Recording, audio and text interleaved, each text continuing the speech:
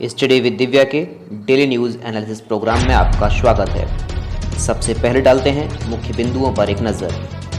TDS में 25% की कटौती, सरकार को 50,000 करोड़ के नुकसान की आशंका।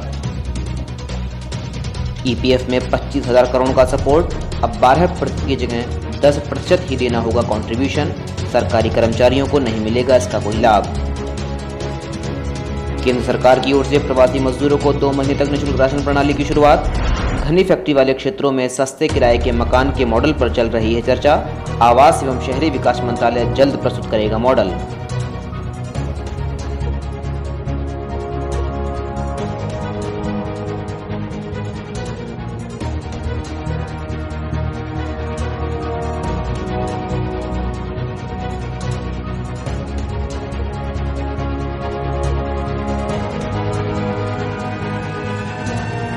एक बार फिर स्वागत है स्टडी विद दिव्या के डेली न्यूज़ एनालिसिस प्रोग्राम में। टीडीएस अर्थात टैक्स डिडक्शन स्कीम कर्मचारियों की आय पर प्रतिशत मात्रा के आधार पर लगाया जाने वाला एक अतिरिक्त कर है, जिसे उनके कार्य के आधार पर डिवाइड किया जाता है। जैसे कॉन्ट्रैक्टर्स के लिए 2%, प्रोफेसर्स के लिए 10%, रेंट, होटल, रेस्टोरेंट आदि के लिए 10% निर्धारित किया गया है। इसमें 25% की कटौती कर दी गई है, अर्थात यदि किसी कामगार को 2% टीडीएस देना होता था तो अब उसे 2 महीने के लिए मात्र 0.5% ही देना होगा।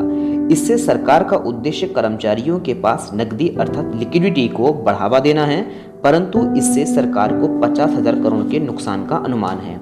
वहीं दूसरी ओर ईपीएफ अर्थात एम्प्लॉय प्रोविडेंट फंड, जिसका उद्देश्य विपरीत परिस्थितियों में कर्मचारियों को राहत पहुंचाकर उनकी सहायता करना होता है, यह एक कंट्रीब्यूशन बेस्ड स्कीम होती है, अर्थात इसमें 12% कर्मचारी को तथा 12% नियोक्ता अर्थात जहां वह कर्मचारी कार्य कर रहा है उसे देना होता है। इसे भी सरकार ने 12% के कंट्रीब्यूशन को कम करके 10% कर दिया है और यह एम्प्लॉयर और एम्प्लॉई दोनों के लिए है।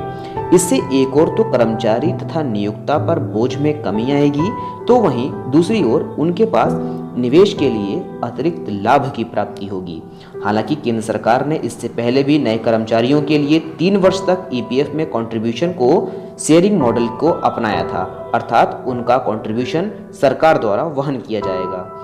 इसमें सबसे मुख्य बात यह है कि इसका लाभ केवल प्राइवेट कंपनियों तथा प्राइवेट सेक्टर एंटरप्राइजेस को ही मिलेगा। इसके साथ जिस भी कंपनी या एस्टेब्लिशमेंट में 90% से अधिक ऐसे कर्मचारी कार्य कर रहे हैं जिनका वेतन 15,000 से कम है, तो उनका 3 महीने तक पूरा कंट्रीब्यूशन अर्थात 12% का कंट्रीब्यूशन सरकार द्वारा वहन किया जाएगा, जिससे निजी क्षेत्र के कर्मचारियों की बचत में वृद्धि होगी और उनके पॉकेट एक्सपेंडिचर को भी बढ़ावा मिलेगा।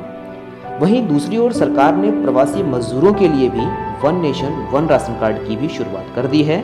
इसके साथ ही केंद्र सरकार द्वारा निःशुल्क राशन प्रणाली के माध्यम से उनको निःशुल्क राशन 2 महीने तक उपलब्ध कराया जाएगा। प्रवासी मजदूर इसका लाभ किसी भी राज्य की किसी भी राशन वितरण की दुकान से ले सकते हैं। इसका उद्देश्य प्रवासी मजदूरों को सक्षम बनाना और उसके साथ ही उनकी बचत को बढ़ावा देना है। इसके साथ ही उनके लिए घनी फैक्ट्री वाले क्षेत्रों में जैसे दिल्ली, मुंबई के औद्योगिक क्षेत्रों अर्थात इंडस्ट्रियल एरियाज में सरकार ने मजदूरों के रुकने के लिए स्टूडेंट हॉस्टल की तर्ज पर लेबर हॉस्टल पर भी विचार करना शुरू कर दिया है, जिसमें सैनिटाइजेशन, मेडिकल सपोर्ट, मेस की सुविधा सहित रहने के लिए उचित प्रावधान प्रणाली को अपनाया जाएगा। इसका मॉडल जल्द ही आवास एवं शहरी विकास मंत्रालय द्वारा भारत सरकार को प्रस्तुत किया जाएगा। हालांकि इसमें किराए की वसूली की जाएगी, लेकिन बहुत कम मात्रा में। इससे एक और तो मजदूरों की गंदी बस्तियों में रहने की समस्या से छुटकारा मिलेगा, वहीं दूसरी ओर उनके जीवन स्तर में भी सुधार आएगा। इसके लिए सरकार वायबिलिटी गैप फंडिंग और पीपीपी मॉडल पर विचार कर रही है, अर्थात इसमें कंपनियों और सरकार दोनों मिलकर काम करेंगी, जिससे यदि कॉन्ट्रैक्टर के पास आय में कम है या उसके पास धन की कम मात्रा उपलब्ध है तो अतिरिक्त मात्रा सरकार द्वारा उपलब्ध कराकर उसे ऐसे हॉस्टल्स बनाने के लिए प्रोत्साहन प्रदान किया जाएगा।